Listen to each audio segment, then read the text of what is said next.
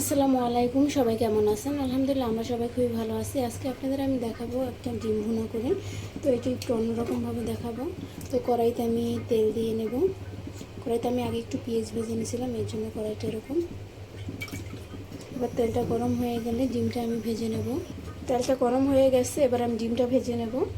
এই ডিমটা কিন্তু আমি বাটিতে সিদ্ধ করে তারপর নিয়েছি। তো হালকা করে একটু ভেজে নেব। আমার কাছে না ভেজে নিলে ভালো লাগে না, এর জন্য হালকা করে একটু ভেজে নেবে। এই জায়গাতে আমি সব গুঁড়া মশলা দিয়েছিলাম ডিমে, তারপর কিন্তু ডিমটা সিদ্ধ করে নিতে কিছু সময়। ডিমটা আমি হালকা করে ভেজে নিচ্ছি, এবার নামিয়ে নেব। ডিমটা বেশি ভাজার দরকার নাই, যাতে করে কিন্তু ভালো লাগে না, একটু হালকা করে ভেজে নিলেই হয়। তো আমার কড়াইটা কেউ আবার কিছু মনে করেন না, কারণ কড়াইটা তেলের কড়াই, এর জন্য এটা রান্না করতে খুব ভালো লাগে। এর জন্য সবসময় এইটাতেই আমি রান্না করে থাকি। পেঁয়াজটা আমি ভেজে নেব লাল লাল করে। এটা একটু বেশি তেলে রান্না করব, খেতে খুবই ভালো লাগে। আপনারা ওইভাবে রান্না করে খেয়ে দেখবেন। তো আমি ঘরে এইভাবে রান্না করি, সেই জন্য আপনাদের সাথে শেয়ার করতেছি। এবার পেস্টটা লাল লাল করে ভেজে নেব।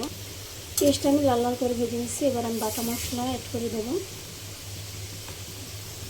এই জায়গাতে আমি শুকনো মরিচ, কাঁচামরিচ, আদা বাটা, রসুন বাটা, পেঁয়াজ বাটা সাথে সাথে বেটে নিচ্ছি।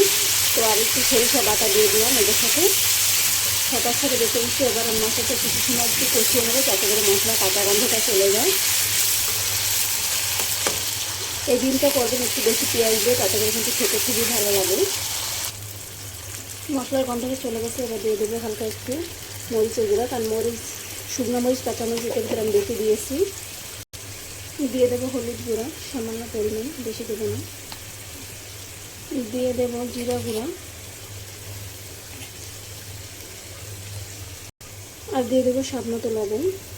এবার আমি মশলাটা খুবই ভালোভাবে কষিয়ে নেব, যাতে করে তরকারিটা থেকে স্বাদটা বেড়ে যায়। এর জন্য মশলাটা ভালোভাবে কষিয়ে নিতে হবে। তো মশলাটা আমি একটু সময় নিয়ে কষিয়ে নেব। দিয়ে দেবো 3টে কাঁচামরিচ।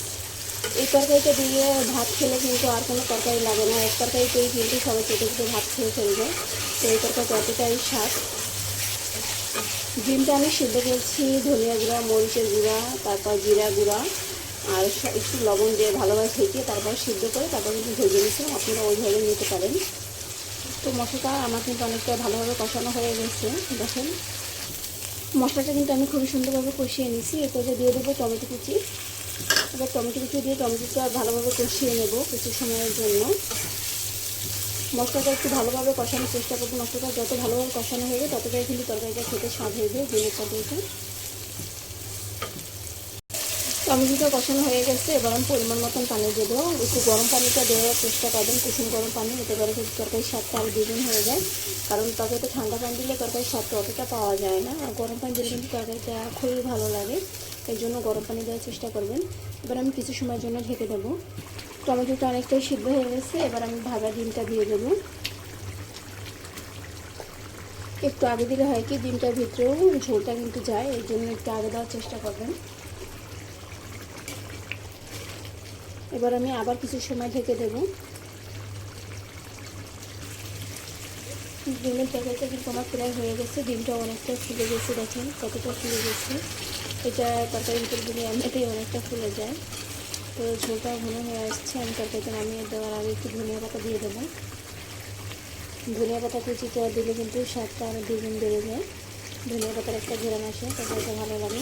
তো আমার ভিডিওটা যদি ভালো লেগে থাকে, ফেসবুক থেকে দেখে থাকেন অবশ্যই লাইক করবেন, শেয়ার করবেন, ফলো দিয়ে পাশে থাকবেন। যারা ইউটিউব থেকে দেখবেন তারা অবশ্যই লাইক করবেন, সাবস্ক্রাইব করে বেল আইকনটি বাজিয়ে দেবেন, যাতে করে পরবর্তী ভিডিওটা পেয়েছে।